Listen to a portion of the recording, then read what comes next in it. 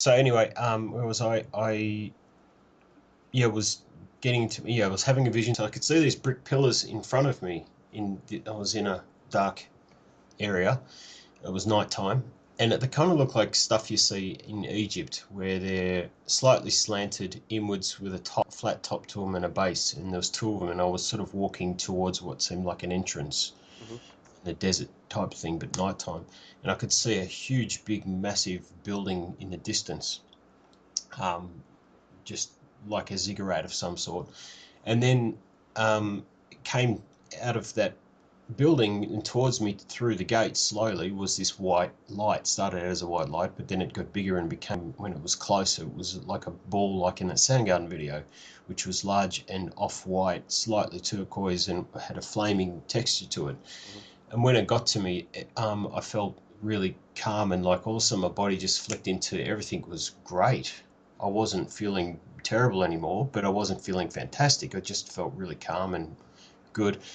And it got closer and closer and merged into, as it got closer, it sort of got a bit smaller and pushed into my skull, into the top of my head.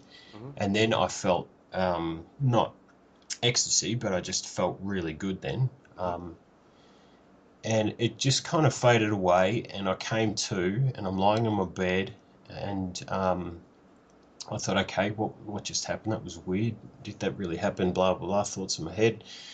Propped myself over the bed, looked out the window, and I couldn't believe it properly. And then it started happening again. About a minute, 30 seconds, a minute later, I felt nauseous, lay back down on my bed, sounded out my chakras, but there was no visual. I was just in a closed eye situation, but in the room. And that calmness came over me, and it was a lot faster. There wasn't the visuals of it. And then I came out of it. It felt like about 5-10 minutes, and I sat up on my bed again, and I went, fuck, what is going on? Not fully accepting it again. And then it happened a third time. It's funny how it happens in threes. And it was even faster again, the whole experience. And when I came to and I sat on the edge of my bed looking out my window, I said, this is real. What's happening to me? Am I connected to God or the Creator or something or someone? Give me a sign, I would say out loud. And then I said that, when I said it the third time, give me a sign, literally outside my window, about 100 meters away in a neighbor's yard, was a firecracker that just popped up in the air, a white one, and just went, just a simple fireworks thing, which was rare because it was the middle of winter, it was dark, it wasn't the weekend, it wasn't any holiday festive season. Someone just decided to let one off right when I asked the question, and it confirmed it for me that it was real. And so a whole week went by, and this happened again the very next time a week later, and it happened a third time a week later again. And they were faster and more, I just knew what was going on, and by the end of it, it was happening sitting at my desk at my computer, and I'd feel a little bit of nauseous come over me, and then it would just spin into that nice feeling, and then I'd just come to, and doing lots of drawing and feeling like I was channeling things and downloading. I kept all that sort of stuff. So the point of what I'm saying to you is, there was imagery there at one point of coming to these brick pillars and this white orb sphere thing coming to me from a distance, from a big ziggurat type thing, and merging into my head. What do you make of that? All right, give me just a second, okay? I got to shut my door. Yeah. All right, hang on.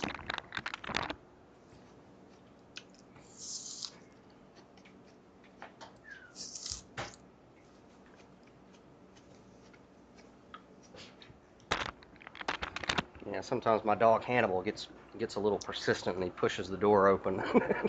Okay. So, before we go any further, I do want to let you know that my Skype recorder is recording. So, just I want to give you full disclosure. If Sure. after this conversation, it so far it's turning out pretty good. This may be a future podcast with your approval. Okay. All right. So, Do you remember what month in 2012 this happened? From what I tried to recall, it was around March, Okay. early March. And you had first started getting into the esoteric and the metaphysical around that time? Yes, that's right. It was really heavy for me, and I had free time to just do it again and again every day. Okay. Yeah. And had you studied astral projection before? I think I had a look at it, or someone gave me an article, or I came across an article and had read it for the first time, understood it logically, but had no idea of it happening or how I could make it happen to me. Hmm. Hmm. Well, from this is from my understanding, and this is just from what I'm told. Um, Whenever orbs appear, it's typically something from a higher dimension beyond the fourth. You know, and this stuff isn't science fiction. This is, I mean, we live in four dimensions. Yeah. It's hard for us to wrap our minds around the fact that time is actually a tangible dimension that can be controlled. You know, because most of us have been enslaved by time. The conversation me and you had prior today, talking about us being pulled to the past or pulled to the future. Mm. Well, the reason the control system sets that up is because they don't want us to understand that the fourth dimension, which is the dimension of time, is just as tangible as anything in the other three. Right. Does that make sense? Yeah. Well, you can astrally go there if we Right. know how to achieve that. Right. And we tend to have no problem whatsoever manipulating things in three dimensions. But Yeah. we all feel that we are a slave to time and that time is running out and eventually, you know, time, Father Time will claim us in the end, right? Yeah. It's the fear that we are servants Gonna of die. time. Right. Yeah. One Yeah. day. Mm. And time, well, I don't know if you're a huge Star Trek fan. I'm a huge Star Trek fan. There's a lot of deep spiritual philosophical stuff in Star Trek, but in Star Trek Generations, the whole concept of that movie is that there's a guy who is he's from a race called the El-Orians, and these people are immortal. Now, if you shoot them with a gun or something, they'll die, but you know they don't die of natural causes. And it's a race of listeners. You know, and, well, their home world was destroyed by the Borg, Mm. and um, so a bunch of these El-Orian refugees are on their way, you know, away from their space into you know more like our space. And in the movie, in the beginning, there's a ribbon that floats through space and it happens to catch the refugee ships of the El-Orients in the wake of this ribbon. Well, inside the ribbon is like paradise. There is no time inside of this ribbon. Mm. And anything that you can imagine that brings you great pleasure and great joy happens inside of this ribbon. And Dr. Soren, who is the villain in the story, and he's an El-Orient, he gets caught up inside of this ribbon. Well, Right. in the very beginning of the movie, the Enterprise B is getting launched, and they get a distress signal from these refugee ships that are caught in the wake of the ribbon. They go, they rescue, you know, a bunch of El-Orians, and Dr. Soren is one of them. And of course, you know, any Trekkie will know that's supposedly the incident that Captain Kirk dies in. But what we find out later, 75 years later, is that actually Captain Kirk got caught inside this space-time ribbon, and he's been in a state of timeless paradise, you know. And so Captain Picard has to go in there and get him to bring him out to face Dr. Soren, who is willing to blow up a star in order to readjust the course of the ribbon so he himself can get back inside the ribbon and experience timelessness, joy, and bliss for all of eternity. And Right. I say all that to say this, that Yeah. there is an exchange between Captain Picard and Dr. Soren where Dr. Soren says, "Can't you feel it? It's time. The teeth of time is breathing down your neck." And he said, "In this place that I've found, time has no teeth," right? Mm. And so all of that to say the control system has had us to believe and has indoctrinated us with that teeth is this wolf, or time is this wolf, and it's breathing down our neck, right? Mm. And so whenever we start to practice things like meditation, astral projection, tantra, things like that, we start to get a physical grasp on time, and we can control it. This includes time travel. Right. It does. Time travel doesn't, you know, it's not like science fiction would have you believe, and it requires technology. Time travel requires consciousness. It requires consciousness. You Of can, course, yeah. It yeah, wouldn't exist if there was no consciousness. exactly. So Yeah. they don't want us to know this, but it's something, now that we're in this age that we're in, the age of Aquarius, and I don't really use the term new age, you know what I mean? It's Mm-hmm. it's it's the new order of the ages. Yeah, I like that term better, Age of Aquarius, yeah. Yeah. So all of us are beginning to get this. And for some reason or another, Egypt is very key in all of this. And I have my personal beliefs on why Egypt keeps popping up to all of us who are being called, to all of us who are bringing about this new thing. And Yeah. we can get into that. But as far as orbs go, from what I've understood, now, personally, I have seen orbs several times. But at the time that I was actually, it was before I really got into the metaphysical, but I was at the time researching ufology and UFOs. Mm. I hadn't quite gotten to chakras and stuff like that. I was really interested in extraterrestrial life, and that's when orbs first started to appear. Okay.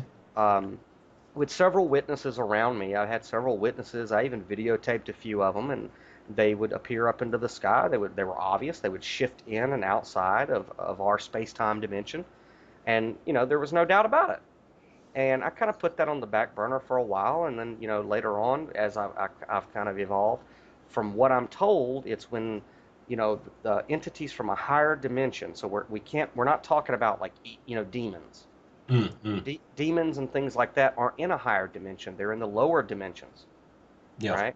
So this, when an orb appears, it means that they're taking a look inside of our space time, Yeah, I understand that. Yeah. and they're paying attention to us. Um, and so, but they still much like Star Trek, they still have this whole thing about the Prime Directive. They can't necessarily uh, Interfere. interfere, right? Yeah. Yeah. They can nudge, but they can't necessarily interfere. We have to Yeah. evolve on our own.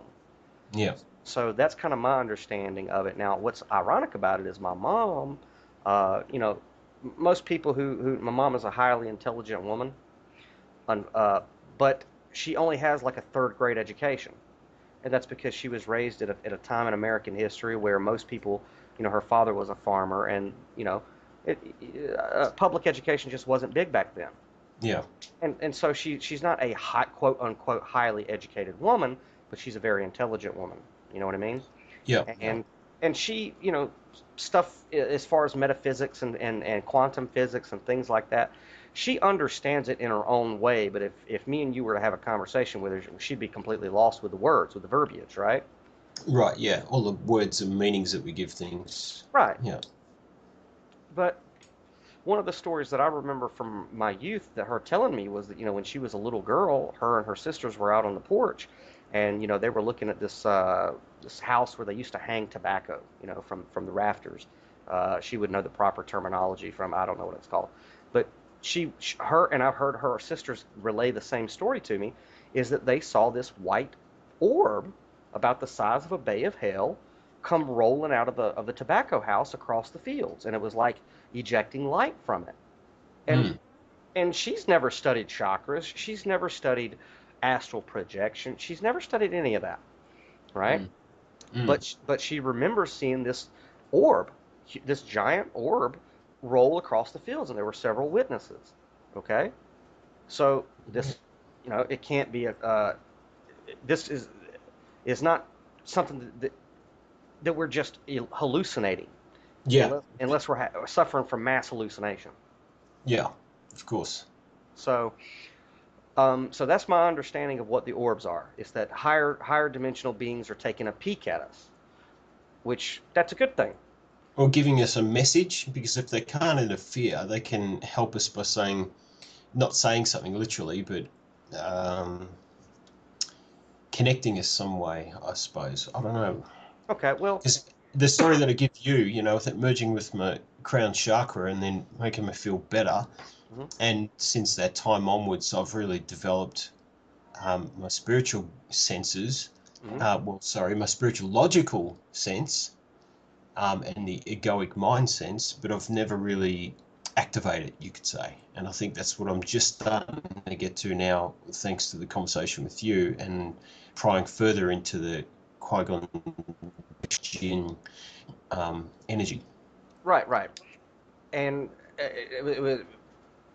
you made a real good perceptive about Qui-Gon Jinn from Star Wars, and just like Star Trek, Star Wars is telling people more than they can possibly realize. But it's there for people with eyes to see. Yeah, To those who aren't ready, it's just a science fiction movie. yeah, totally. But for those with eyes to truly see the message, Mm. and there is no such thing as coincidence. If you think that the new movies of the Return of the Jedi just so happen to come out, you know, Mm. now, Mm. that's a I know. coincidence. No, it's not a And coincidence. and I should add there, not written by George Lucas, written by someone else. Sure. And Disney owns Star Wars now, Yeah. so it's a different mind control or message, but they still have to tell us the truth to some degree. So we've got to read, like you're saying, between the lines and see what they're really saying to Okay. us. And let me address that real quick. I'm going to address something about mind control with Disney and movies and stuff. Yeah, yeah, please. Um, and I used to be of the same mindset. Oh, Disney is they're putting all these subliminal messages and look, let me explain something about what's going on in Hollywood, okay? First, people who are especially in our movement, you need to stop panicking about quote unquote mind control. It's only mind control if you don't understand the symbolism. Mm. If you understand the symbolism, it's not Doesn't have mind an control at effect. all.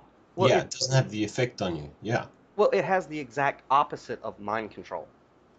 Yeah, you're right. It's like watching television now, I can see all of the lies in the marketing and the ads. I can see all of the distraction and carrot dangling in the shows that they give us to Hmm. keep us egoic and base level consciousness. Right, And beyond that, I can see that. And that makes me more powerful to be able to communicate that to other people to wake them up. right. Well, Yeah. like for example with Disney, okay? Disney's buying up everything, and and we have to keep in mind that there's always going to be levels of people who are becoming awake. And if we go back, like I don't, most people start off this way. You work a 9 to 5 job, you accept the world as it is, and then one day somebody like Alex Jones comes along, and then they scare the living hell out of you, and then you come Mm. to like you have whatever exposure it is. It could be the fact that 9/11 was an inside job. It could be that cancer is a joke and that there's been a cure for it. It could be that the Federal Reserve is actually a private. Whatever it is that changed, made you had a paradigm shift. Mm. It typically scared the hell out of you, Yeah. and it's much like an alarm clock. Back a few years ago, before we had the technology with smartphones and stuff, most everybody had an alarm clock that they would set, and of course, whenever it went off, it would go and scare the living hell out of you. Yeah. You know what I mean? Yeah. Or a bell, and it would shock you awake. Yeah. Okay, and on a massive scale with the awakening, that's what had to happen for us to massively wake up. We had to have that shocking alarm of fear to wake us up, right? Mm. But you can't stay in that place. Okay? Now, I don't know Mm. about you, but I never liked those alarm clocks because I didn't like waking up in trauma. So Yeah. now, with a smartphone, I have a nice app that starts off at a very low tone, and it's like nature, and then it gradually, gets louder and louder and louder until I wake up to the chirping of birds or crickets or whatever my alarm is Yeah. set for. Yeah. So instead of waking up in trauma, I am carefully, calmly, and lovingly brought out of sleep and into the It's waking in a world. natural way. You could say if you're living on the land in the bush, that's how you'd wake up. Yeah. Exactly. And Mm. so in the truth movement, we have to remember that too. And so when we talk about movies and the symbolism in movies, there are still going to be like Freeman Fly. I'm a huge fan of Freeman Fly, and the last time I really checked out his material, he was of this mindset that Disney was running something called princess programming, and that they were, basically mind controlling all the girls to be little princesses, and they were mind controlling all the boys to be warriors with guns and Star Wars and all that. Okay, well that's great. If if you want to be paranoid about all that and you're still in that place, that's fine. But it just means that you're not really seeing the symbolism. And Gnosticism is not a religion. Gnosis is not a religion. Gnosis is underneath every religion, period. Gnosis will be here a billion years from now. It has been here a billion years ago. Gnosis is the truth. And what Gnosis is firsthand knowledge. Like, for example, if I say, Ryan, this is what I saw and this is what I was told by firsthand experience, and then you say, I believe you. Well, now we have a religion. And the reason we have a religion is because you are putting faith in my firsthand experience. Yeah. Okay? Yeah. Now, Gotcha. now, and then maybe a whole bunch of other people believe, you, and then they in turn believe me, and now we have a religion. Well, that's not gnosis. The only person that has any kind of gnosis is me, because Mm. the experience happened to me firsthand, right? Yeah. Yeah. Yeah. Now, let's say you have an experience like you just relayed to me about the orbs. Is there any preacher on the face of the earth that can come to you and tell you you did not experience that? No, of course, because it's only me. It's within me. It doesn't matter what I say to someone, whether they believe it or not. I know it to Right, be. Yeah. right. And nobody can take that away from you. Yeah. That is gnosis, firsthand knowledge, right? Yeah. So that's what Gnosticism is. That's what gnosis is. Well, it And says it in the word, right? No, sis. yeah, I know, and it's the thesis of knowing. right. Like it's. It's knowledge that that you have gained firsthand. Mm. So with that being said, symbolism. A great book to read is Carl Jung's Man and His Symbols. Okay, Yeah. symbols and symbology are neutral. A symbol is neutral. Um, and it's like I said to you earlier, magic or spells or symbols, they're all neutral. So it's like a knife. You can either cut me with it or you can cut me a piece of bread with it. Mm. It's who's using it and who's interpreting it. Yeah. So for a lot of people who are still paranoid that Disney or any of these other or Hollywood is mind controlling them, what they're really saying is that they don't understand the symbols and the allegories that are there. And therefore, because they don't understand, they're afraid of it. Therefore, it must be mind control, right? Yeah. I get you. Like if we walk into a Christian church and we say, Pastor so and so, what do you feel about Star Wars? They're going to sit there and they're going to tell you it's of the devil because it doesn't mention Jesus Christ. It talks about a force, it talks about manipulating the force, and that's all of the devil, okay? Mm. So that guy, with his limited perception of what he's looking at, is afraid of it, and therefore it's mind control to that guy. But for example, you and me had a discussion about, your chi and Mm. harnessing the sexual transmutational energy of the chi, and it's Mm. called Qigong Mm. in Taoism. And then, of course, you made oh, wait a second. Who was it that found the chosen one who was born of a virgin in the Star Wars trilogy? It was Qui-Gon Jinn. Mm. Okay? So to me and you, we go, aha, they're telling us the answers. They're telling us the truth. So Yeah. so it isn't mind control for people like you and me. It's guidance. It's clarification. It is the symbols and the gnosis that is underneath everything telling us you're on the right path. You understand the signs and the symbols. Mm. So when you stop looking at movies and comics and books and music as mind control, and you understand that no matter what it is, it could be Eminem, it could be the Wu-Tang Clan, it could be whatever. There's truth coming through everything, everything. Yeah. For those who are willing to listen. Like, for example, I listen to hip hop, I listen to heavy metal, I listen to classical, I listen to jazz. And the reason is because when I listen to those things, I'm not looking for evil. I'm looking for truth in whatever form it will take. And truth always takes any form that it can to reach anyone that it can. Mm. If you were God, wouldn't you do that? Mm. Mm. Oh, It's like being open to be able to see it in anything. Open exactly. that it could happen from any one or any single moment in the present. Someone opens a book at a certain page, someone gives you an apple, whatever it is. Yeah, there's something in everything. Exactly. Because yeah, we're all yeah. When you try to look at everything from a bigger perspective, that it's all about us waking up, Yeah. really. Well, Yeah, I mean, and we could take it really, really deep if you really want your nose to bleed. yeah. No, that's all right. I'm following you. Keep But going. and when like when I go to jail, when I was in jail recently, there was a Korean, he was a mixed Korean black guy, and we called his jail name was Sensei, right? Right. He's a great guy, and he gravitated towards me, like a lot of people do. They just, I'm not, I'm all I am is resonating on a certain frequency, and people who are ready for information come to me. But you know what? There are people who I have to go to for information, so I'm not putting myself on his pedestal.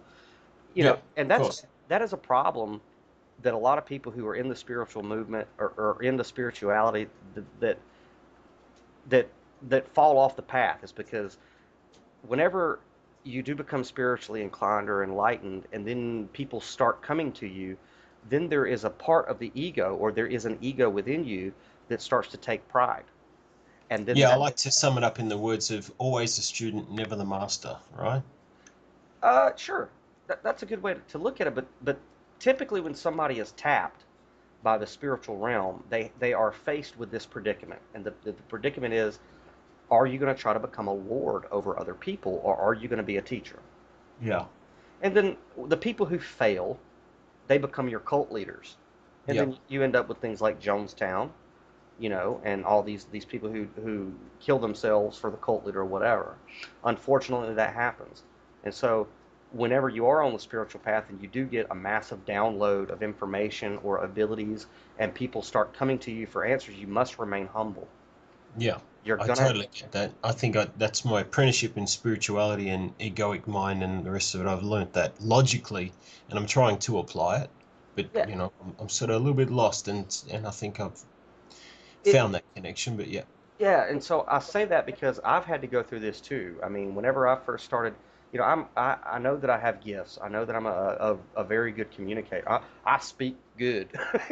You know, yeah, and do of course. and I have those gifts and I understand that. And whenever I first started, after I became enlightened and I started on this path, there was a temptation when people started to come to me of, hey, I'm Mr. So and so, and look at me and all this, and I had to deal with that ego of, well, it's all about me, and look at all these people that flock to me. Mm, mm, And mm. very, very, very quickly, I was humbled. you know, no, it's not you are just as important as everybody else, and you are a vehicle for information, and you will continue to be a vehicle as long as you remain humble. And I was like, okay, I got it. Yeah, After yeah, my world was destroyed, I was like, okay, I get it. So yeah. so I say that to say, I was in jail, and this kid, we called him Sensei. He was drawn to me, and he said, "Hey man, I don't understand why, but I'm supposed to, I need to ask you some questions."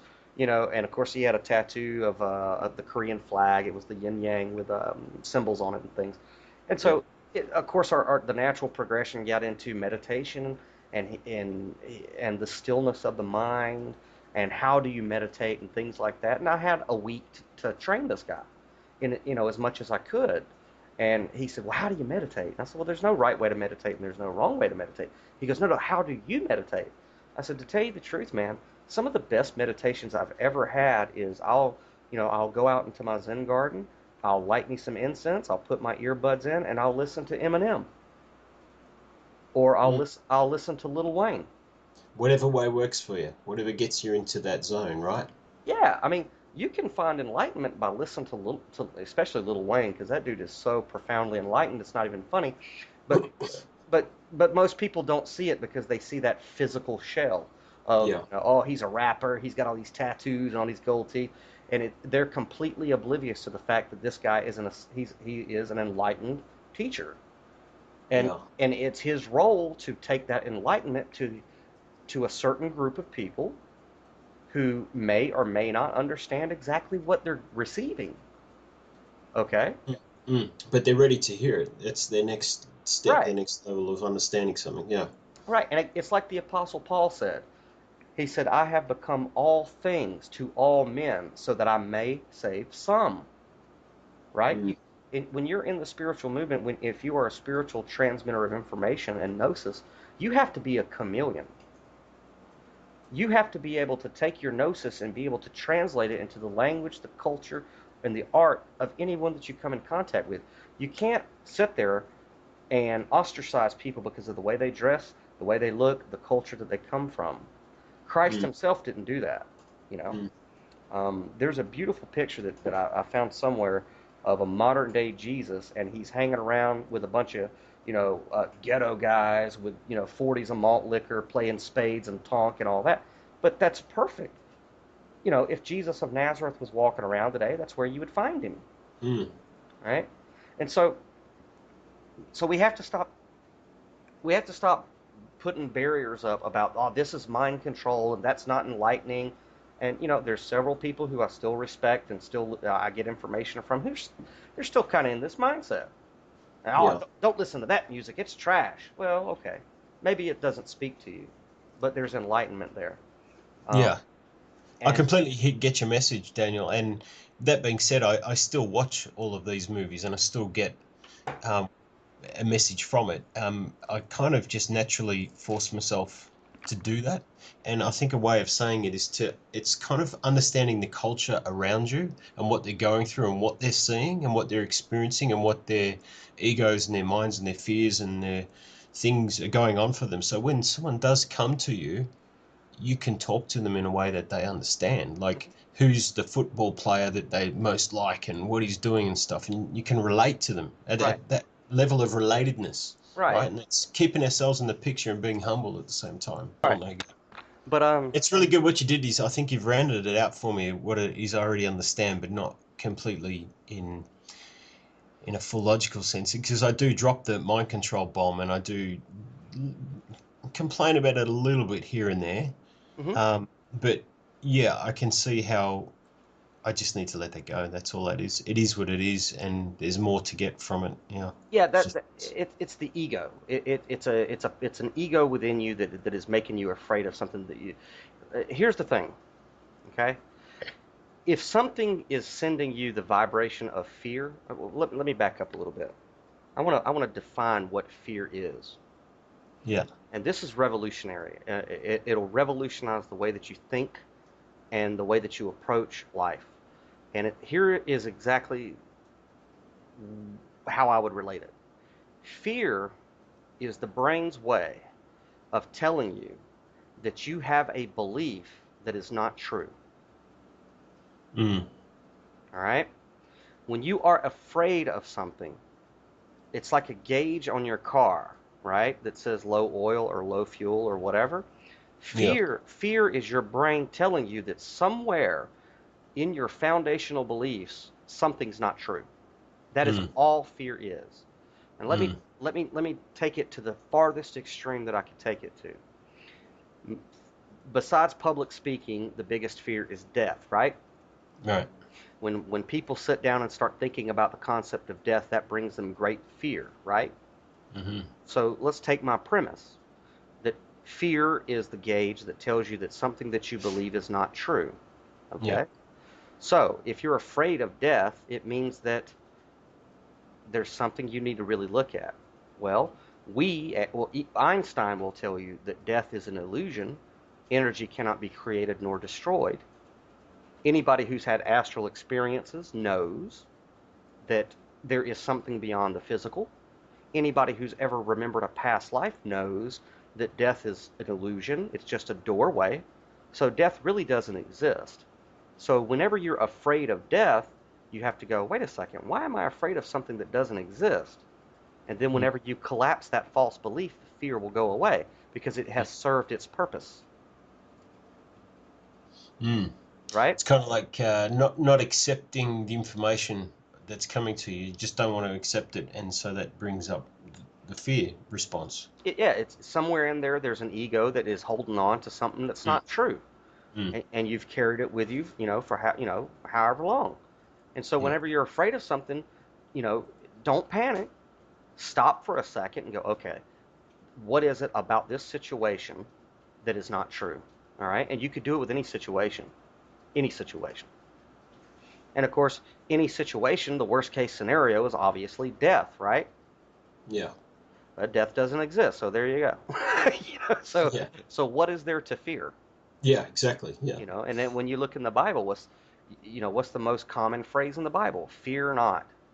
But then to a person who's not enlightened as to what's beyond death, or, that there's more to our bodies than this physical shell, this meat bag, Hmm. of course they're going to fear death. Yeah, It would be a natural thing. So it's being able to understand the concept of it to then be able to let go of that fear of death. So if we bring it down away from the extreme level of death, you said the other one was fear of public speaking. Let's talk on that one, because that one's probably a better way to define it. Because I think when you try and define it as just death, I get what you're saying, hmm, but a way to communicate better to people who don't understand why they're fearing in the first place. So getting up and speaking in a public event, and your body's going crazy, what's going on is, am I going to do this right? Everybody's watching me. What if I fuck up? And all of, 1,000 thoughts of what could be going through the head whilst you're trying to communicate at the same time. hmm. Well, this one's a little bit of a difficult one for me because, since I was a kid, I knew that I wanted to be one of two things, a writer or an actor. But I knew Right. one way or the other I was supposed to communicate to people on a massive scale. You know, Yeah. um, and so I've never, it's a little difficult for me to relate to the fear of public speaking because I've done it. And I will say that I guess the way that I can relate is there is an adrenaline rush. Like Mm, when I was doing the Zen in the Car radio, a few people would ask me, "Do you ever get nervous?" I said, "Every time." mm, Right before air, every time I would get nervous because that meant that I care. But as soon as I went to air, or as soon as I stand up in front of a crowd with a microphone or whatever, that nervousness becomes adrenaline, and I get off on it. But so I would imagine that the fear of public speaking really boils down to rejection. Re- yeah. Yeah. Rejection. They're Uh, going to judge me and I'm not going to be good enough, and they're going to next sort of yeah, thing. Same yeah, with musicians who perform on stage, and myself being a musician, being in that position of the butterflies, the nervousness beforehand, and the more gigs that I did, the less it was. But the thing was, it was always there, yeah. and you get so mastered at it that as soon as you play that first note, it's just a background thing, like you said, that just fuels your adrenaline to have a great show. Yeah, for people who are accustomed to being on stage, it's like surfing. Yeah, and so I think that energy, that adrenaline, is there for a reason, because when you can connect into it in a positive way, it enhances your performance, Hmm. right? So it's there for a reason. But those that aren't experienced or understanding of it, it just becomes a fear energy. Yeah, So it's energy in itself. It's just which way, the same as we're talking about what movies we watch and what Disney's doing and the symbology of things. It's just another way of describing, here's some energy that's about to happen to me, or I'm in the process of it happening to me. How am I going to use that energy? hmm, yeah. Yeah. And like I said, for people like you and me, uh, we, we have a little bit of trouble understanding fear of public speaking, but I would think that it has to do with rejection. And people like you and me, like for example, I know, and I'm not being cocky, but I know that I communicate well. And so I don't have the fear when I get up in front of people or when I talk to people on the radio or whatever that I'm going to stammer my words or it's not going to come out right, so that's eliminated. Hmm. Um, so, so I think that people who are afraid of public speaking, it's the fear of rejection.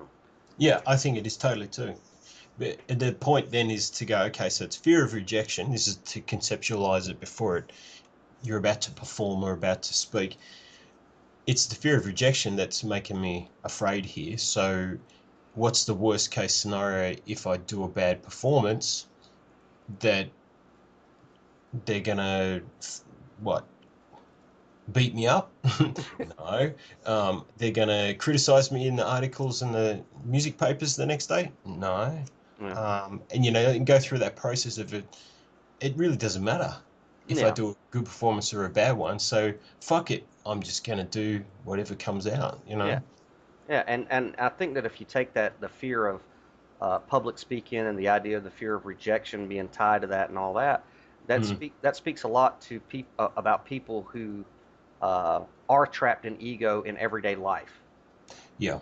They're afraid to be their genuine, true, highest self because they're afraid they're going to be rejected.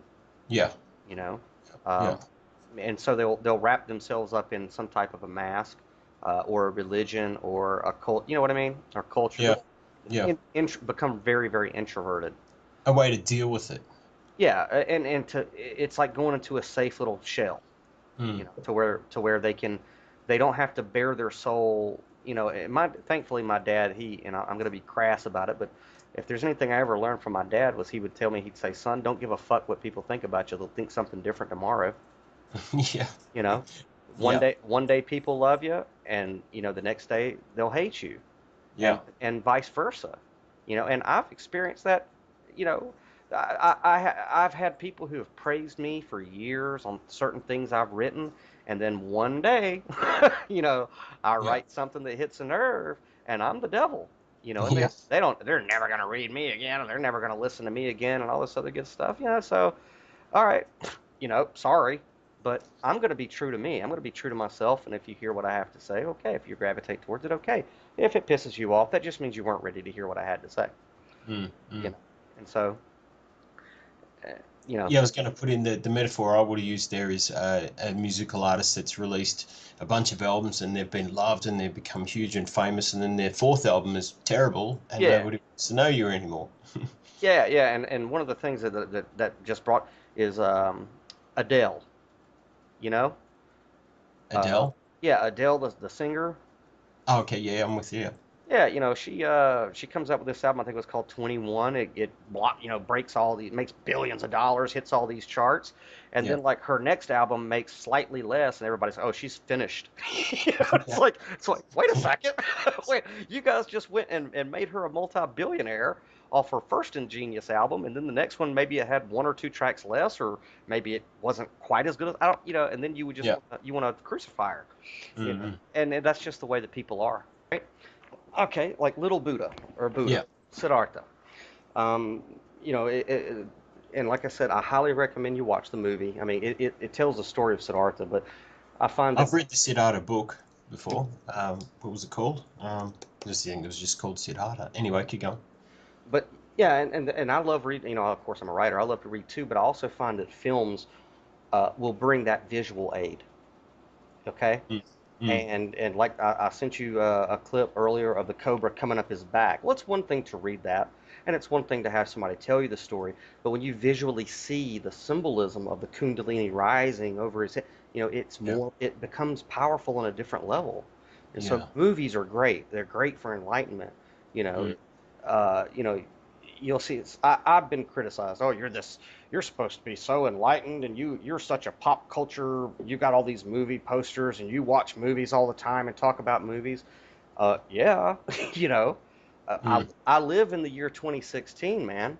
Yeah. If we go back 2,000 years ago, we didn't have IMAX, we didn't have movie theaters, so people like Jesus had to do what? Use parables, tell stories Yeah. to relay high information. Well, now we live in an age where we can tell high concepts of spirituality in a visual way, and we call them the movies, Mm.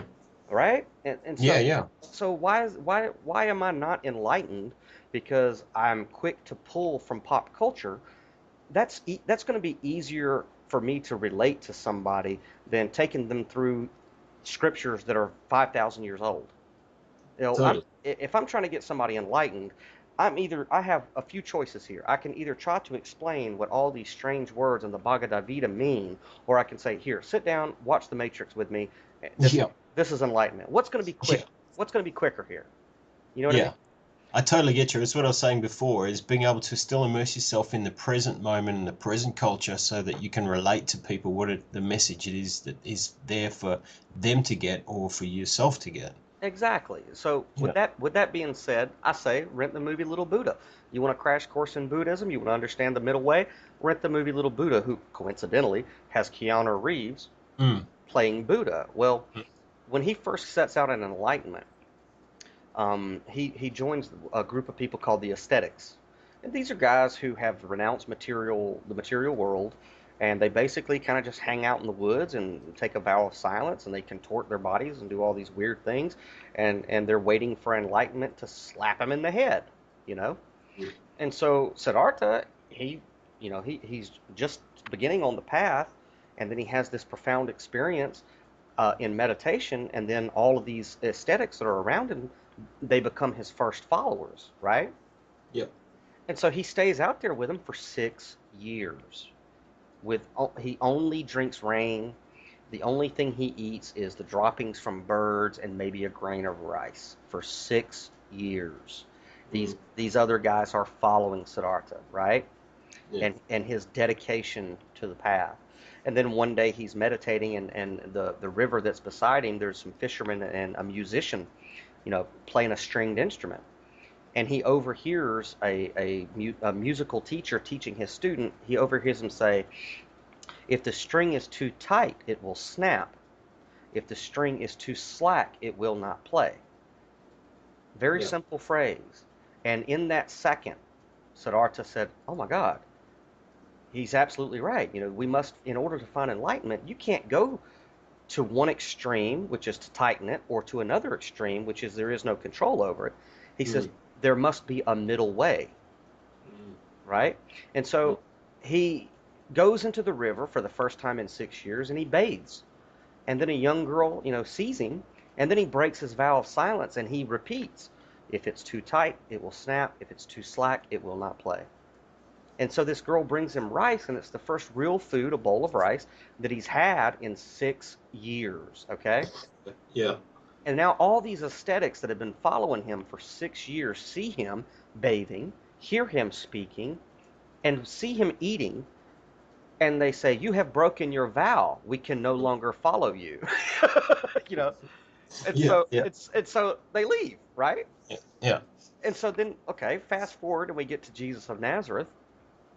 One day, ironically, after he feeds 5,000 of them with fish and bread, right?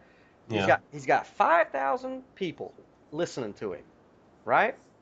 Mm. And then he says something. He says, unless you drink of my blood and eat of my flesh, you can have no part of me. And because it's a dark saying, and because the 5,000 people did not really understand what he was saying, bam, in just a second, he's right back down to 12 disciples. Okay? Yeah. You Yeah. know, the rest of the 5,000 totally abandoned him. So, as people who are on the path, you have to be willing to step into the role of Siddhartha and of Christ and of Krishna, and you have to understand some days you're going to have 5,000 people listening to you, and then in a split second you say something that they're just not ready to hear. Bam, you are insane, you are demon possessed, you're a wine bibber, we're out, dude. Yeah. Yeah. And so it's rejection. Now, if Jesus had a fear of public speaking, okay, and then he started to see the 5,000 leaving after he said that, and he gave in to that fear of rejection, he would have stammered and was like, no, no, no, no, that's not quite what I meant, in order to get the crowd back. Well, Yeah. sure, Yeah. he may have gotten the crowd back, but he would have lost the truth, you know. Mm. And so I think that's one of the things where fear of public speaking it kicks in, is okay, what do you want to make other people happy, or are you just going to be a servant of the truth? What do you want? What And do you want? also that humbleness thing too. Jesus would have had to have been humble enough to have not worried about the 5,000 that then left him as Yeah. well as Well, the message that was there to be said. oh, sure, and he even carried it to its extreme. I mean, let's look at Palm Sunday. Everybody was, they had the palm leaves and Hosanna, Hosanna, blessed is he who comes in the name of the Lord. And then 3 days later, crucify him. Mm. you know, and Mm. he was just, you got to be that guy. You have to be that guy if you're really gonna get into enlightenment and really reach a place of contentment and peace and all that. Yeah. So I don't know how we got onto that from orbs, but I think it started with mind control about Disney and oh yeah, yeah. And so yeah, Star Wars. yeah, so as far as like the, me and another guy who's been talking to me and asking me for guidance and everything, which I'm humbled, you know. And I make sure to tell people who do come to me that, hey, I have to go to people too. You know, Yeah. I'm not some, whatever. There are other people who are guiding me, and it's their job, and there are people who are guiding them. This is a never-ending evolution. Mm, There's always somebody above. You know, mm. there's always a Well, master for a teacher. the logic I apply to that is we're all in this together. Right. Yeah. All in this together, man. That's the only Yeah. way we're gonna make it. We're all jigsaw puzzle pieces, Mm. you know. And so, we're all very, very special, and we're all here, exactly where we're supposed to be for our mission. So Yeah. the second coming of Christ is not about one guy coming back. It's about the spirit of the Christ or Of the Christian. Kundalini Yeah, within. Yeah. right. Coming back within all of us, Yeah. all of us. So for if you ever come across one guy who stands up and says he's it, not even Jesus really said that. You know, Yeah. the Christ said that, but Jesus didn't say that. The Christ said it. You know, Mm. there's a difference between Jesus and the Christ, right? Yeah, of course. And anybody can be a Christ. Anybody can. Yeah. And if that rubs people the wrong way, all right, everybody can be a Buddha. Whatever word works for you. Yeah. It's just, Exactly. it all means the same. It It's all the same message that we've just been talking about, right? It's what right. you take from it, what meaning you get from it, what you interpret from it. Yeah. Mm. Yeah. And I mean, even Jesus of Nazareth, when people said, "Oh, you're the Son of God," he goes, "Don't tell anybody. You know, Yeah. shh, be quiet. Don't tell nobody about that." You Yeah. know. And so when it comes to like looking at pop culture, for example, uh, the person who I'm guiding right now, he really wanted to know about this whole concept of the ego and the higher self, Yeah. and and things like that.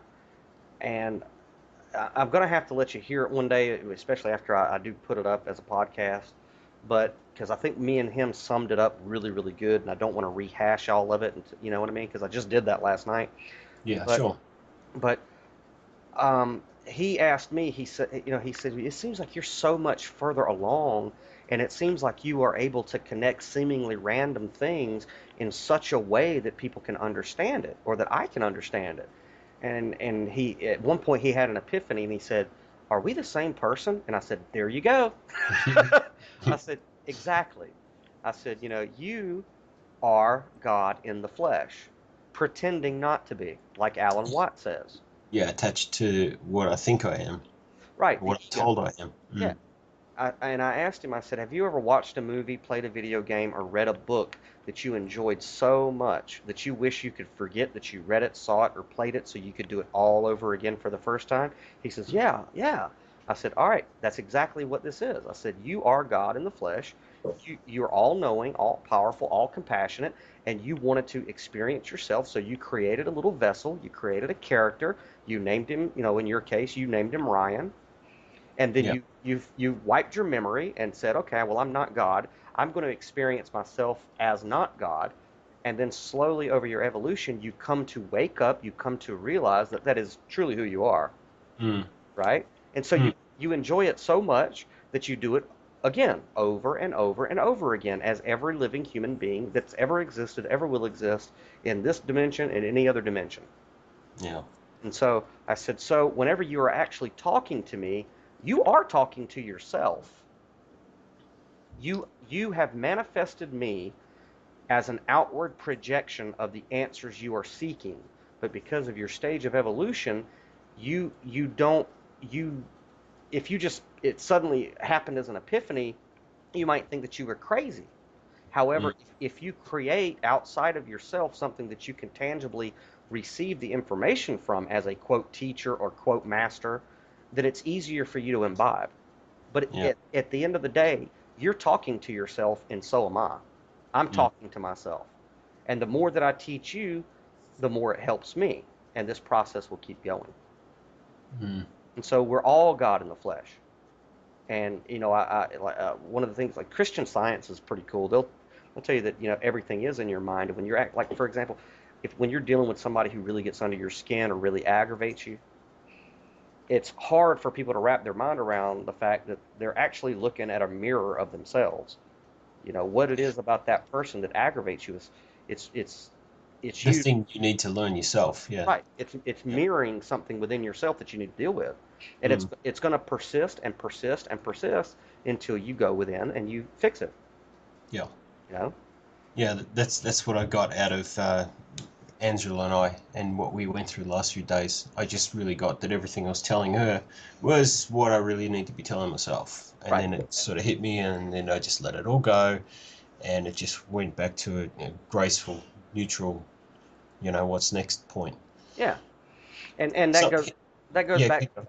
that goes back to, what Hindus say, namaste, which is, Mm. the divinity. Funny you just mentioned Hindu just then. I was going to ask you, have you come across the Vedas or Jainism or Hindu culture where they talk about there's four quadrants of our existence, physical existence, and this quadrant that we're in, this Earth area, or whatever, however we want to describe it, we're here to learn protection.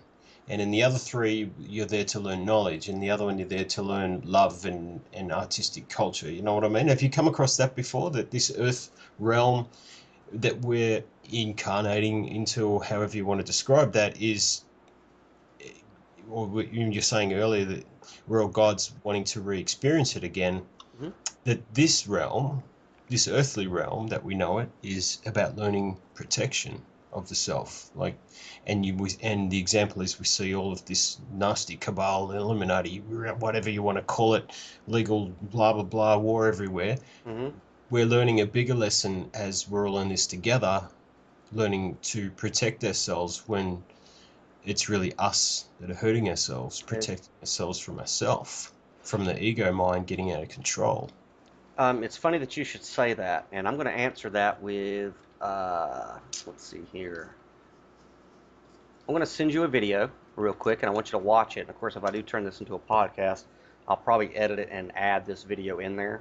Yeah, sure. But I'm going to go ahead and send this to you real quick. And like I said, now here's the thing, Ryan. Mm. When I say that enlightenment can be found anywhere, I literally mean it. And most people who come across this video that I'm about to send you, if they're not really looking for enlightenment, this is going to be totally missed on them. They're not going to realize, they're going to see it as some goofy little video. But Yeah. somebody like you and me, after you hear this, it's going to make your nose bleed, and you're going to go, "Oh my God, they pegged it." So I'm going to go ahead and send it to you. Okay. Ready? Looking forward to this. All Is right. it a quick video? Should I watch it right now? Yeah, watch Or it now. okay. Juice Rap News. We have before us the opportunity to forge for ourselves and for future generations a new world order. This evening on Juice Media, we're diving deeper than ever previously, leaving aside greetings and pleasantries and leaping in. And it's time to seek the true root cause of the world's miseries. As we've seen, we can't believe in the mainstream frequencies. Therefore, in order to more fully understand, we're forced to turn to alternative sources on other bands, such as the newsfeed of a tranquil and humble man who has inflamed the airwaves with passion and rage, Russell Brand. This is Rap Truths, the news if the news was true and rhymed. I'm Russell Brand on YouTube, shedding light on our life and times. Hi Russell, can you please analyse some of today's headlines? Alright, let's have a butcher's at the world tonight. What's this? Little old man arrested for feeding the poor, showing Christian values and helping those in need? Awful! But spend 1 trillion bailing out Wall Street or give 4 billion to political parties for their campaigns? That's perfectly lawful. Page 5, inequities on a sharp rise, with rampant unregulated capitalism swamping our rights. Corporations won't raise minimum wage but raise rent on estates, forcing many into a homeless state, sleeping in public spaces in a...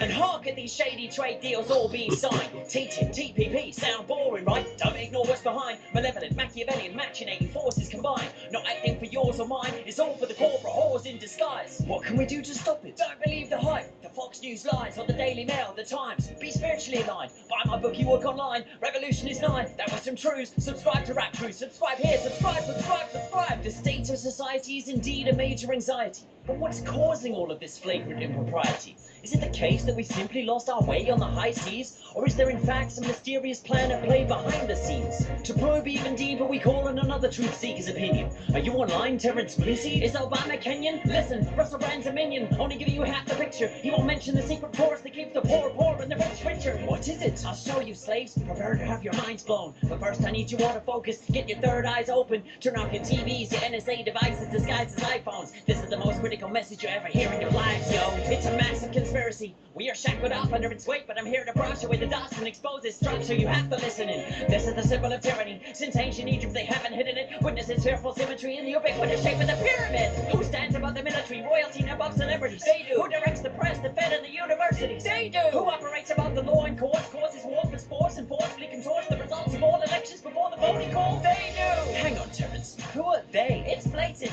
Prep your brains as I unveil this. The architects and agents of the Matrix. The New World Order. They roll straight from the apex, while we, the victims, are kept restrained at the base in cages. So what can we do? We galley slaves have to mutiny. We have to expose the truth of this huge pyramid scheme of oppression and usury. Those are the tougher cowards. They fear public scrutiny. Yeah, you heard me. Show yourselves, Illuminati. End this lunacy.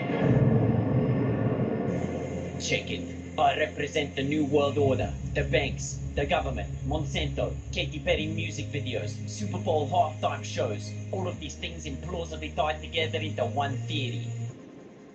I'm a builder. Berg, this world is like a video game I maintain when I lead the herd. New World Order control your life here in the dark. No builder. No, get it down, I'm cutting down anyone in my path. I'm pick up my game with razor sharp derivative, go wild, killing my foes. I'm rolling with the IMF, high equity. I grab my pen and sign them checks.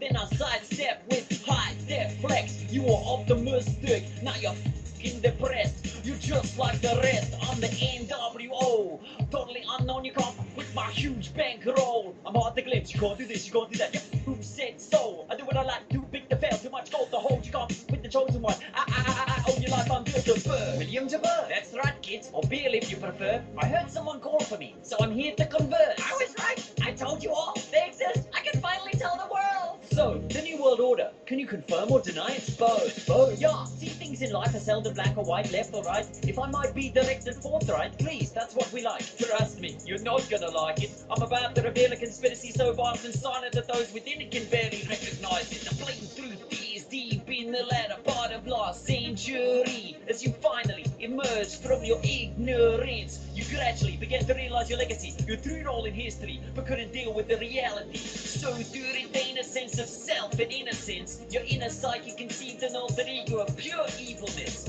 which you could blame and ascribe with the most heinous crimes that gave rise to your current way of life. So the New World Order doesn't actually exist? Oh, it exists, and how? Ask the slaves whose labor built the White House. Ask the slaves of the day, died down to sweatshops and brothels to escape hunger. Ask most women, second-class citizens, in a pervasive rape culture. Ask the non-human creatures who inhabit the planet, whales, bears, frogs, tuna, bees, slaughtered farm animals. Ask the natives of the Americas and Australia, on whose land you live today, on whose graves your factories, farms, and neighborhoods stand. Ask any of the list. Ask them if the New World Order is true. They'll tell you plainly, the New World Order is you.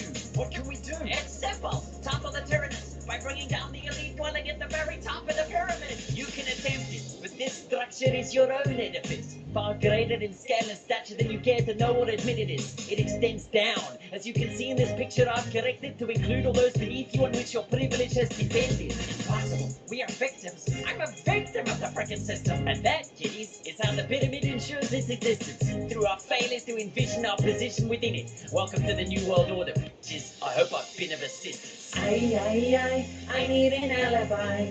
I need a projection, sanitize my life. You are my alibi. I need a projection, need a projection. Well, truth seekers, it's time to close this episode. Over the course of our lives, as we seek to explain the state of the world, we pass through states of enlightenment that expose the unknown. But the deeper we go, the more our quest seems to lead closer to home. Yes, injustice is real and undeniably abundant. Conspiracies, false flags, oppression, bribery, corruption. But can we fight injustice with any depth of purpose if we ignore our own roles in causing it in the first place? For the target of our struggle is never merely the tyrant on high, but also that piece of the oppressor planted deep inside every one of us. And that's where the revolution first must arise. Till next time, Robert Foster, The Internet. Good night.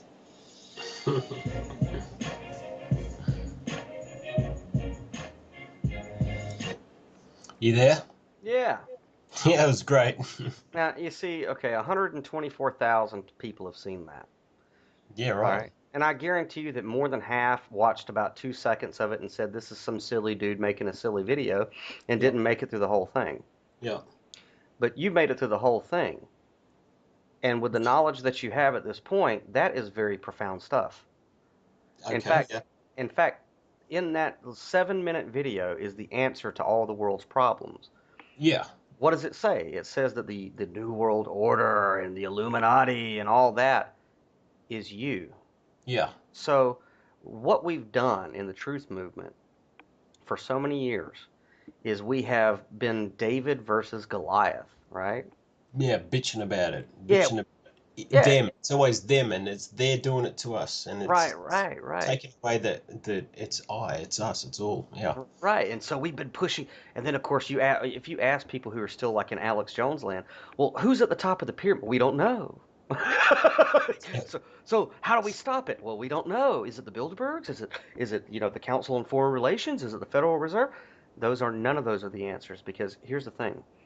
Hindus will tell you that if God wanted to hide, God would hide itself inside the human heart because that's the last place we would look, right? Yeah. Yeah. On the same token, so would the devil. Yeah. So we don't have to stop any New World Order or any cabal. All we have to do is look in the mirror.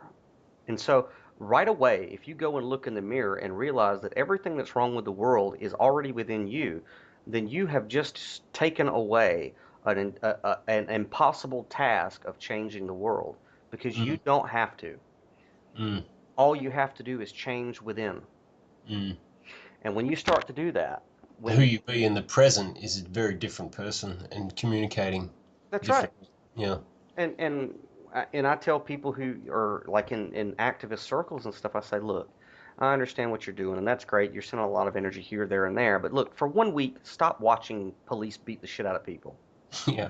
For 1 week, stop reading news about how everything is negative. For 1 week, why don't you program yourself to look for the beautiful things in the world? Mm, Program yourself to appreciate what is there that's beautiful. Change your perspective just a little bit because the human consciousness is like a camera. Like for example, if you and me go to a party, we go to this party and then, when we walk in, I say, "Hey Ryan, I'm going to go over here. I'll see you later. I'll meet you back in a couple of hours right here in the vestibule." Okay, and so I go off and let's say, I hang out with a group of people who are arguing about something, and then that kind of gets a little tense. And then I go and I hang out with somebody who, is they're really really drunk and they're trashed, and I don't like that. And then I go and hang around somebody who's really depressed, and I don't really like that. And then you, on the other hand, you go and you have a very intellectual and inspiring conversation with some happy, upbeat people. And then you go and maybe you see a couple that's really in love and they're really getting into it over there. And that kind of, the sight of people in love is a beautiful thing. And then you go and you have people who are, enjoying them, themselves and not getting trashed out of their minds. And then me and you meet at the end, and we're walking home or we're driving home and you asked me, "Did you have a good time?" And I'm like, "Nah, man, that was fucking horrible. mm, That party was horrible." And then you look at me and you go, "I don't know what you're talking about. We were at the same party, right? Because I had a great time." Well, mm, it's because of what you're focusing on. The mm, the consciousness is a camera. It's only going to develop an image of what you snap a picture of. mm, That's where you put your focus. mm, And so if we are constantly focusing on the New World Order and genetically modified foods and all these horrible things, that is exactly what we're going to develop. mm. And so if we shift and we start to focus on the things that are beautiful in the world, that are inspiring in the world, and we begin to look for the good, that's what's going to develop. And so I say that to say, if you're looking at a movie and you're looking for satanic Illuminati mind control, Mm, that is exactly what's going to develop. mm, If you sit down in front of a movie like Star Wars or The Matrix or whatever and you say there is truth and enlightenment within this movie, then that is what you're going to get out of it. yeah, That's exactly what you're going to get out of it. yeah, So it's either going to be mind control or it's going to be enlightenment. And it's really what you're looking for. And you can do it with a comic book, you can do it with a book, you can do it with a movie, you can do it with another person, you can do it with anything. Yeah. And so, like Lady Gaga, a lot of the people who are in the movie, oh, Lady Gaga is using satanic symbolism and all this. Let me tell you something, people. Lady Gaga is one of the most enlightened artists of our day, if you really pay attention to what she's talking about. Mm. Pay attention. All these people who are using look, Jay-Z's got the one eye and he's using the pyramid and all that. They're in the Illuminati. Well, I got news for you, Ryan. I'm in the Illuminati. Anybody who's enlightened is in the Illuminati, and it's true. The Illuminati control the world. Hence the word Illuminati. Right. Those who are illuminated. And the Illuminati do control the world. And so, as people who are in the Illuminati, and we realize that we are controlling the world through our consciousness, what kind of world do we want? We have created this world through our consciousness. And it is the way that it is because of our own consciousness. And you don't have to change anybody's mind. You only have to change your own. You win the inner battle, the inner fight with your ego, and you have saved the world. And that's the truth. I mean, it doesn't get any more difficult than that. It is not difficult. Not difficult at all. Well, you've saved the world from your one person perspective we're in all this together, but then there's more work to be done, right? Still continuing to be that, and so others see that and are drawn to you to hear what it is they want to hear. All right. Well, this will get into the whole concept of synchronicity. Yes. Okay. Yeah. Typically, you'll notice people who talk about synchronicity are already on some type of a path of enlightenment or spirituality. Okay? Yeah. What is happening is when you start to look in that direction, you're the one who's causing synchronicity. It's you who's doing it. And so, like, if you start focusing within yourself about your positive aspects and your spiritual aspect, whatever aspect it is, your consciousness is going to start noticing that and bringing those circumstances to you. Synchronicity is not some outside force that's happening to you. It's an inward force that you are doing. Synchronicity is you. Yeah. It's like pulling yourself up a rope. That's what synchronicity is. You are the one who causes synchronicity, and it's when you send energy towards a certain goal or whatever. So if you're constantly focused about all these people are so asleep and look at all these sheeple, you're going to start to notice more and more people in your everyday life who are sheeple, quote unquote, who are asleep, quote unquote, and all of that. Those people are going to start to inundate your life because you have declared it. You said all these people are asleep, therefore, bam, that's your reality. How about you change it and you say there are so many people who are awake right now. There are so many people who are realizing the truth, and then you're going to start to see synchronistic events where all those types of people come into your existence. Yeah. So who do you want to surround yourself with? You want to surround yourself with people who are sheep, or do you want to surround yourself with people who uplift you? So, that's magic is in words. The way that we speak to ourselves and the way that we actually speak out loud is going to become reality. If there's something that you don't like for example, and I struggled with this for a long time, is everybody does. When a traumatic event happens and then you get into victim mode and then you start talking about all your problems. This person did this to me. This person took this from me. I would be happy if it wasn't for what happened here, here, and here. And then you find yourself like being stuck in the mud and you're spinning your wheels and you can't seem to get out. Yeah. And then you talk about it more and you complain about it more and it seems like you get deeper and deeper and deeper. Everybody does that, right? Yeah, I did that just a few days ago with my relationship with Angela. It gets worse and worse and worse the more you talk about it. Yeah. Well, there you go. You are breathing life into that idea, and it's so when you do it. See, I say this and it shocks people. They say, "What do you think about abortion?" I say, "I'm very pro-abortion." In the fact that every thought that you have is an embryo, and once you breathe life into it, it becomes a baby that's going to grow up. So if you have a negative thought and then you talk about it, you just gave birth to that thought. So I believe in abortion in the sense that when a negative thought pops up in your head, you need to abort it. Yeah. Abort that baby. Yeah.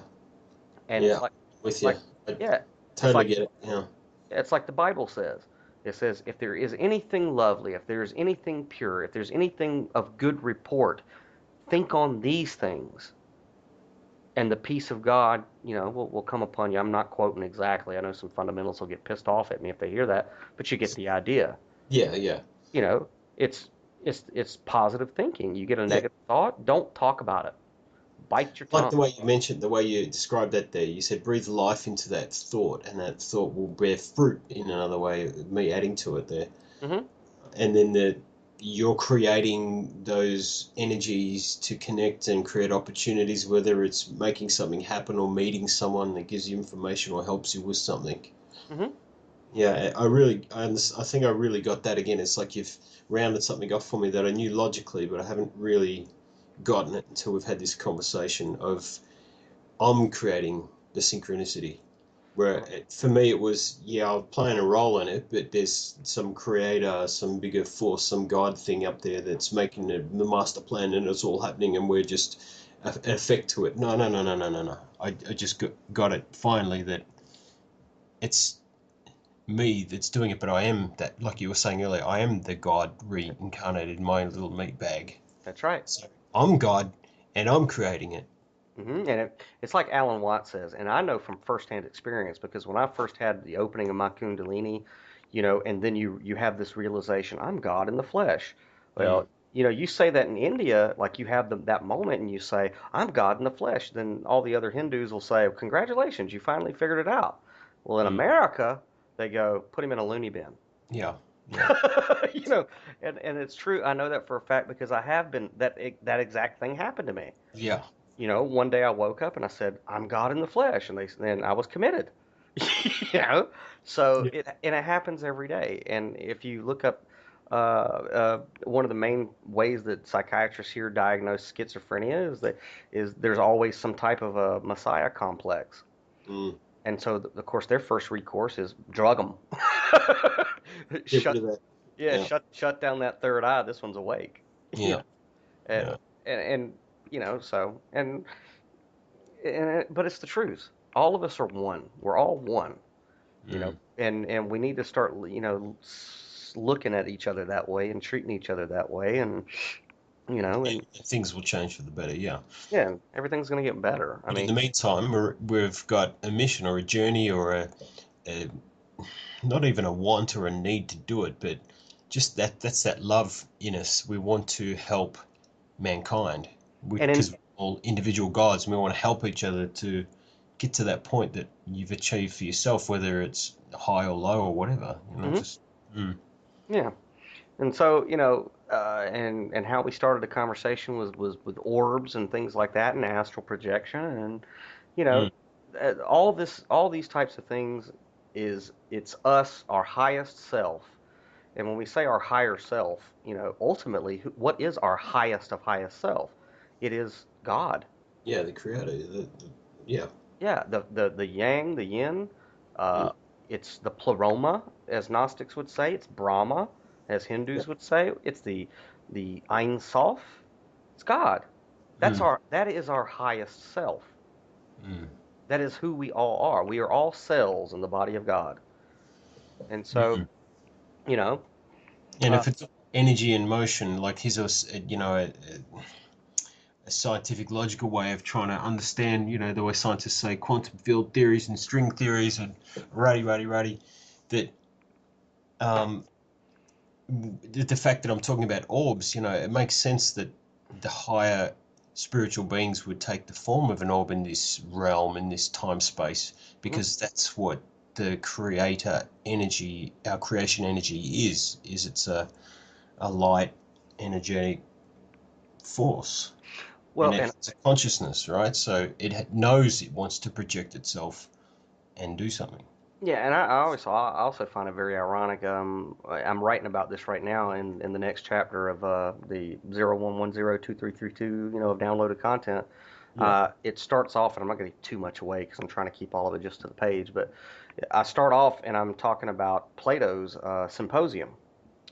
If you ever read Plato's Symposium, he talks about the original man, and that when the gods created the original man, he was or it rather, it was female and male, and it was spherical, it was round. Mm. And over if you read the symposium, it talks about how the original man, and I say man as in man and woman, mankind, they were so powerful that they led a rebellion up against the gods. They were that powerful, and the gods felt threatened. So Zeus said, "We got to do something about that." And then, the gods got together and they decided they were going to cut mankind in half into two different sexes, Mm. male and female. Mm. And then that gets into the concept of your twin flame, and Yeah. the reunification of the male aspect with the feminine aspect, and being one soul, but both of you are complete, not soul mate, but twin flame or twin soul. Yeah. And so I find it funny that the way that Plato described the original creation was that we were spheres. And Yeah. and so then now you have these people, like you and me, who see orbs or spheres from higher dimensions. That says a lot. Yeah, so what I'm getting exactly to the point of what you're saying there is my out-of-body visual astral experience of this white flaming orb that came and merged with my chakra is really a metaphor for me connecting with my higher self. Sure, Finally, I got to that point where I'm connecting now. sure, Back in 2012, yeah. yeah, That's a good and way to define in the bigger scheme of things, we've entered into an age where we're going back into a golden age. it. Mm. And so all this knowledge that's kind of we've been in a state of amnesia for longer than we know, but now Mm. we're starting to remember or put together who we really really are, who we are at our highest and best self. And so It's in that's that word in itself, remember. hmm Member, hmm meaning the member, the body, the meat bag, the whatever, the spirit, the consciousness, hmm to remember yeah, ourselves. yeah, to put ourselves back together again. Yeah. That's what it is. And so that's what's happening. And you know and the more that you do remember, the more other people like me coming into your realm of existence with certain key information, you know, that's what's happening. We're all coming back together. You know what I mean? Mm-hmm. And we're understanding where we came from and all that. And it's an exciting time to be in a flesh suit. Yeah, it is, isn't it? It really really is. It's not a bad Despite thing. despite what is going on around us and the way we perceive what is going on around us Hmm. is a great time to be going through. Yeah, it is. Mm. We're very fortunate. Well, we chose it. Ultimately, we're the ones who chose this to be here at this point in time. Yeah, exactly. Yeah. So, you know, and hopefully, like whenever I start putting the podcasts out that's the idea of the podcast is to have conversations like this. That's not really intended for radio or for mass audience. It's just two people who happen to be into the metaphysical realms talking, and we put it out there, and then other people are going to naturally gravitate to it or are already on the path, and then Yeah. we're going to start to exponentiate this stuff because there's a lot of people out there who experience these types of things, but because of where they're at, in the world, they either don't talk about it because they're afraid that people are going to call them crazy, or they may even think that they are going mad, but Mm. secretly they'll get on the internet and they're looking just like Neo in the beginning of the Matrix. He's on the internet looking for other people, because he feels like he's alone. Yeah. And so That's, hopefully the intent of conversations like this is that somebody out there is going to accidentally happen upon a podcast or a YouTube video, or we're talking about stuff like this, and then they go, "Oh, thank God, I'm not crazy. mm. I'm not alone." You know, and then I would say, and this is something that I've always done, is if somebody is like that who happens to be listening to any of that, don't hesitate to find people like you and me on social media and message us. Yeah, totally. I mean, there's a lot of people who, I've heard this person on YouTube or whatever, so they're too busy to talk to me. No, no, no, no, no. Look us up on social media. Totally. It's the highlight of my day when I wake up in the morning and I open up my email and I see people commenting on a video about something and they want to engage with me, or someone I like to talk to you, or another synchronous person that I'm in groups with, Mhm. wants to talk to me about something. That's the highlight of my day, if not my week. Absolutely. To And just communicate that with someone, get that same wavelength, and learn from each other. that's exactly right. I mean, there's a lot of people because I'm a published author and I did a radio show and all that other good stuff and I write a lot. They go, "Oh, he has no time to talk to me. If I send him a message, he would get irritated." No, man, no. The whole Quite the point, opposite. Yeah. quite the opposite. Yeah. I'm like you, man. When somebody messages me, they go, "You don't know me, but I was told to get a hold of you because this weird crap happened to me and I need somebody to explain it." That Yeah. makes everything worthwhile. Yeah. It does, doesn't it? Everything worthwhile. Yeah. But yeah, so you know, It's a good message. While I got you, but just to try and finalize what it is that I was originally asking you about. So we've talked about the orb. I wanted to know what my vision of seeing these two stone pillar type walls, that are very Egyptian looking sort of thing. What you mentioned that you could go to the Egyptian culture has got a big part to play in things. So if I'm having this vision of a white orb merging with my chakra, me connecting to my higher self, hmm what the looking at this ziggurat in the distance and this entrance way of this ancient, megalithic stone entrance had to do with it. Maybe that's me entering into the gates of heaven, so to speak, but not literally. oh well, The start of my journey. there's a lot there. Uh, the whole thing with Egypt, that would take another 2 hour conversation. Yeah, okay. Well, that's But fine. I understand. but to really summate, I think Egypt is the last place where we were really in touch with the divine, and there was a lot of sacred knowledge that was lost in the 14th dynasty with Yeah, Anunnaki and Nefertiti coming yeah, and kind of trying to scramble all of the information. Thankfully, a lot of the information was preserved in the tarot deck um, as a computer program. Most people don't realize the tarot deck is a computer program. yeah. Um, and just by looking at the tarot cards, it unlocks memories in your subconscious. Mm, So there's a lot with Egypt, and a lot of I myself have remembered past lives in Egypt. It seems like it's a big energetic point in history where all of us as a soul group were in Egypt at some point, mm.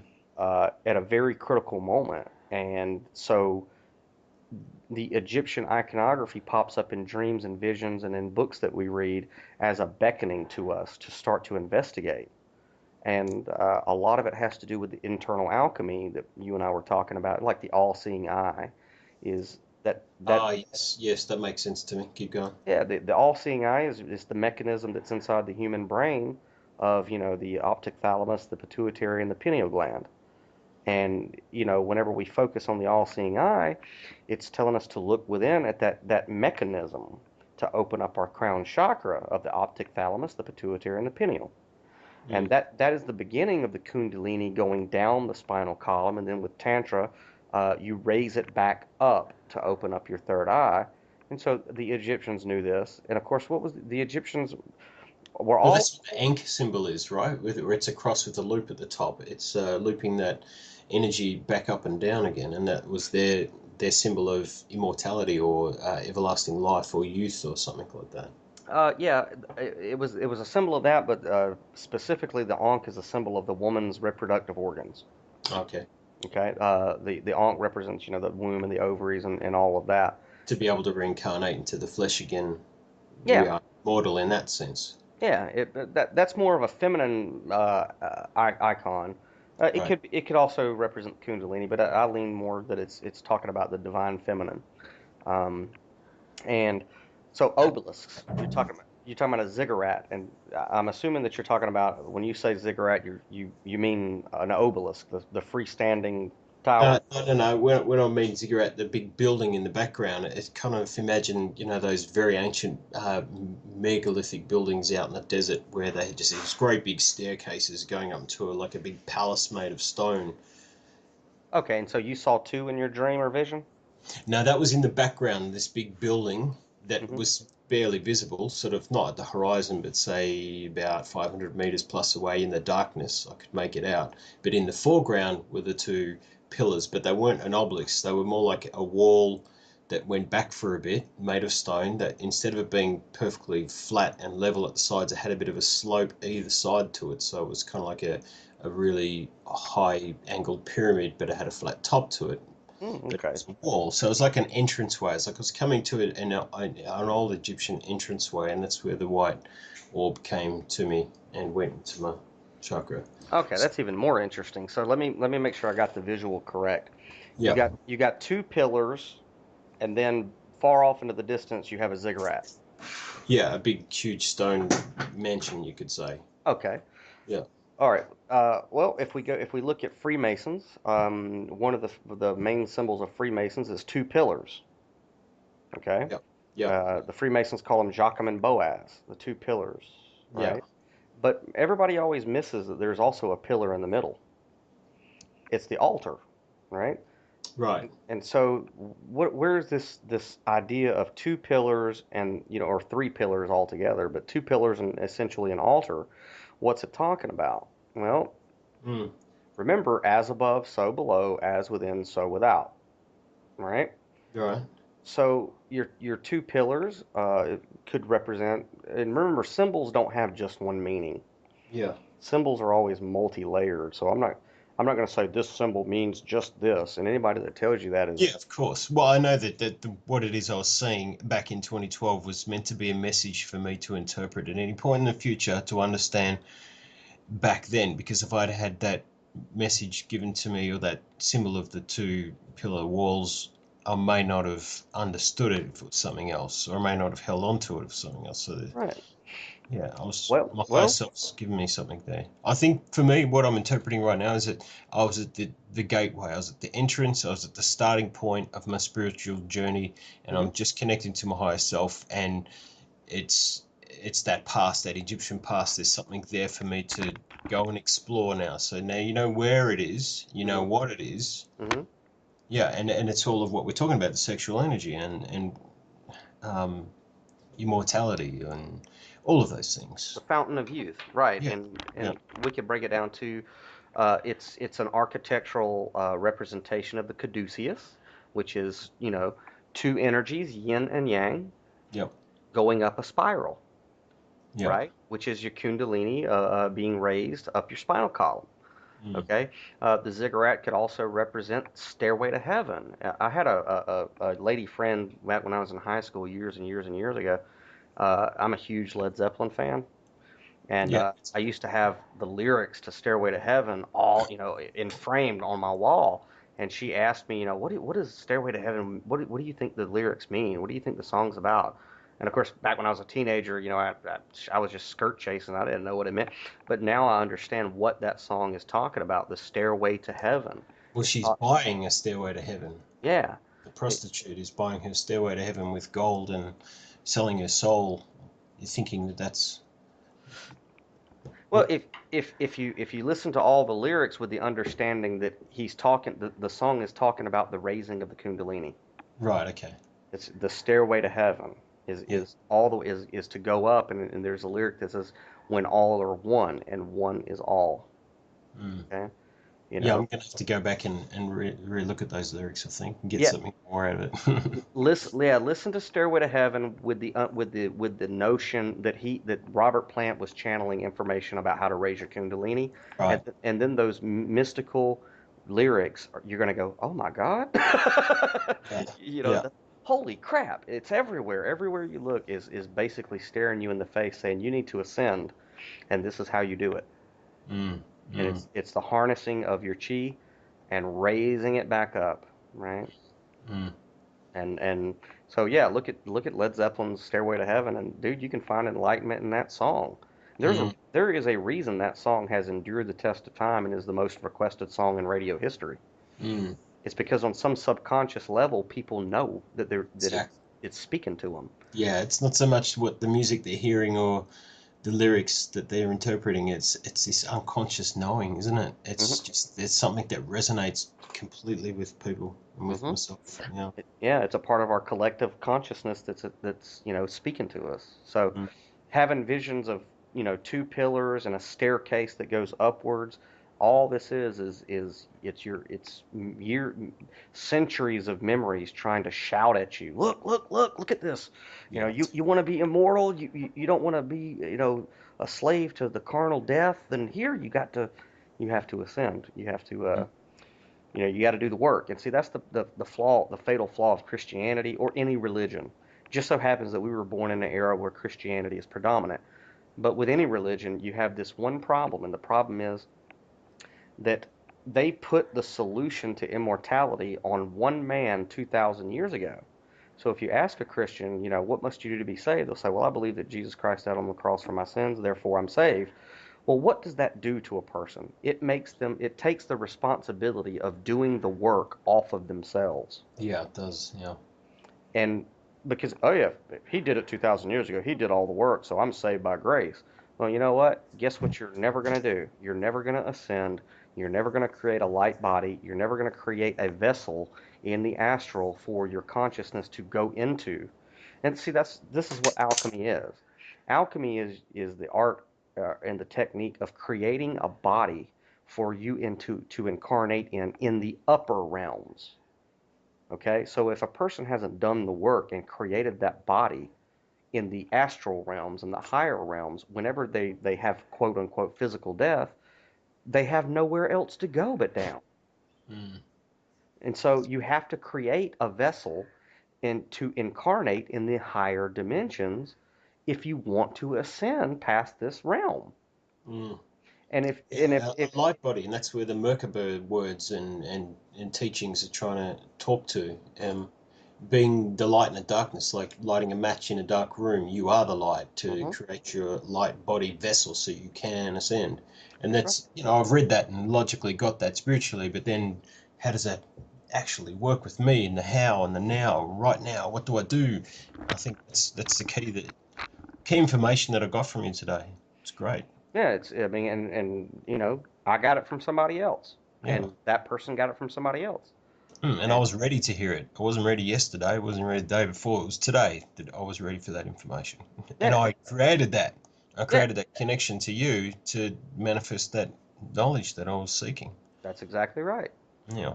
And and so that's really what the whole premise of internal alchemy and spirituality is we're trying to we know that this realm that we happen to find ourselves in is not where we're supposed to be. But with things like organized religion, they'll say, well, you'll it's pie in the sky, but only when you die, Mm, right? And mm. that is what keeps people trapped in samsara, the So, cycle of yeah. yeah, the cycle of death and rebirth. Yeah. I don't want to be in samsara anymore. I want nirvana. Mm, I don't want to be in this cycle anymore, period. I want to go up. I'm ready to go up. And so I have to do the work. yeah. I have to do work. And this is another thing. We can get off on a different topic. I don't know how long this will take us, but whatever. Is, especially with the sexual energies, you have to be careful with who you choose as a partner. Yeah. Because, when the Bible talks about the two shall become the one, all right, Yeah. you will start to take on the habits and attributes of whoever it is that your energy is joined to in an intimate way. Yeah. And there's a big problem that a lot of people in very toxic relationships don't understand, and it's codependency and things of that nature.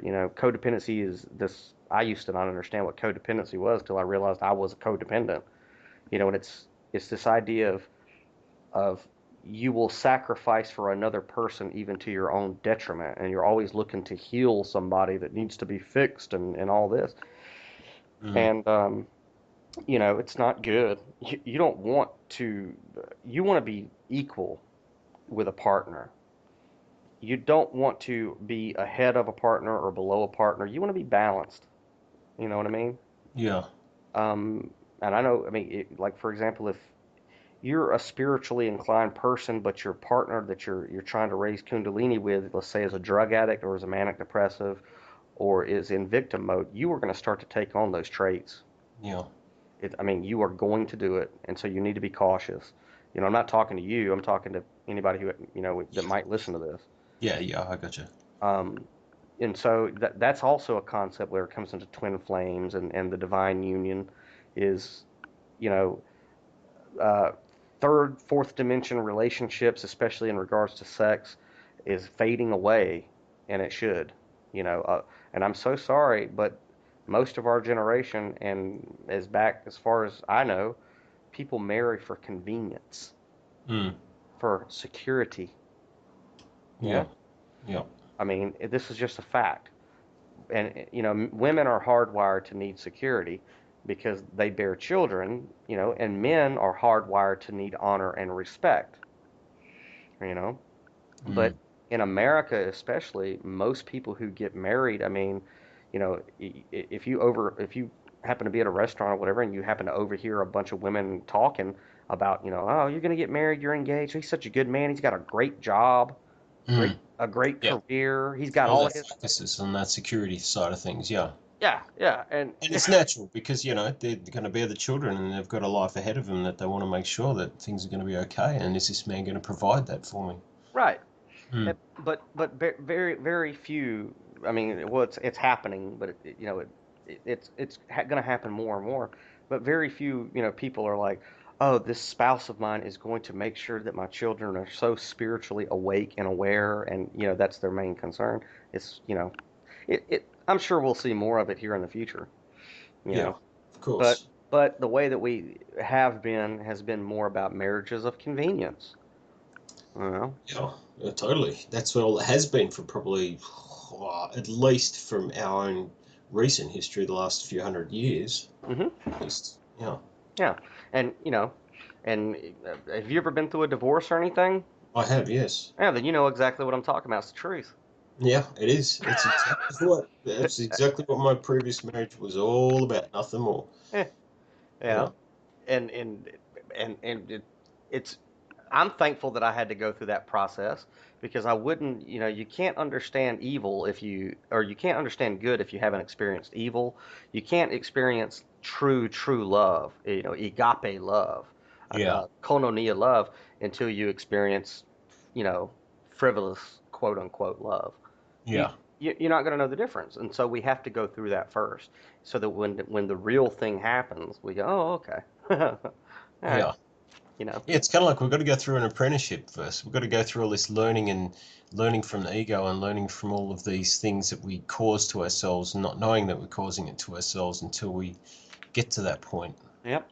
Mm. So, but you know, I don't know. I mean, Well, that's what I feel with Angela now. I found my twin flame, and she is on that level, and we're sort of just toing and froing on it, you know, working each other out, and where are we on that spiritual level? And she's got something I don't have, and I've got something she doesn't have, and mhm. you know, the toing and froing, but we have that connection, and I think we wouldn't have gotten there unless we went through what it is we went through. Yeah. She's been through, you know, two divorces, and children from different fathers, but and you know I've been through divorce and I've got a child to someone else, and but now we've learned from that and we know what we're looking for and we can see that in each other and we saw it almost immediately and we connected almost immediately.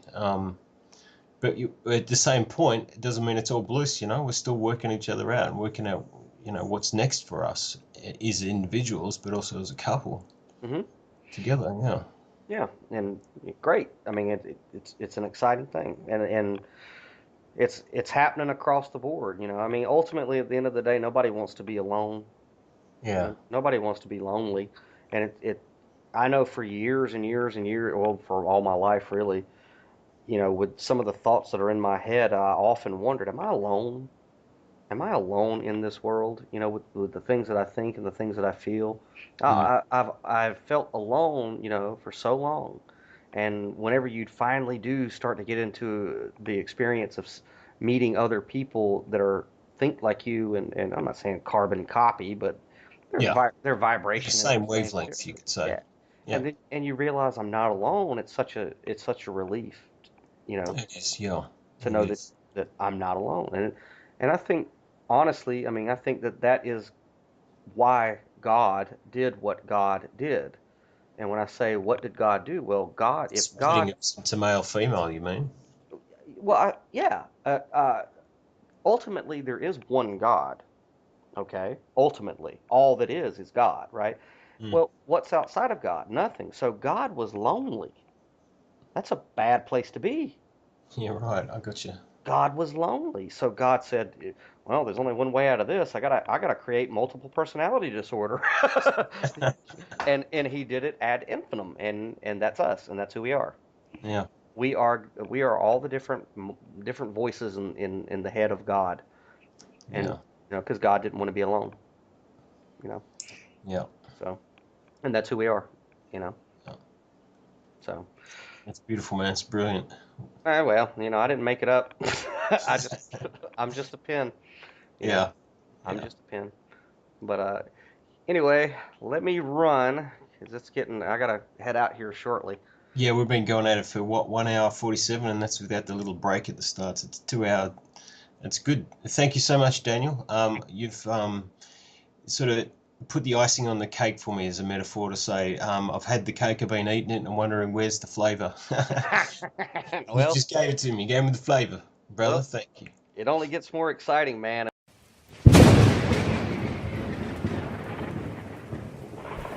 Downloaded content podcast. Download.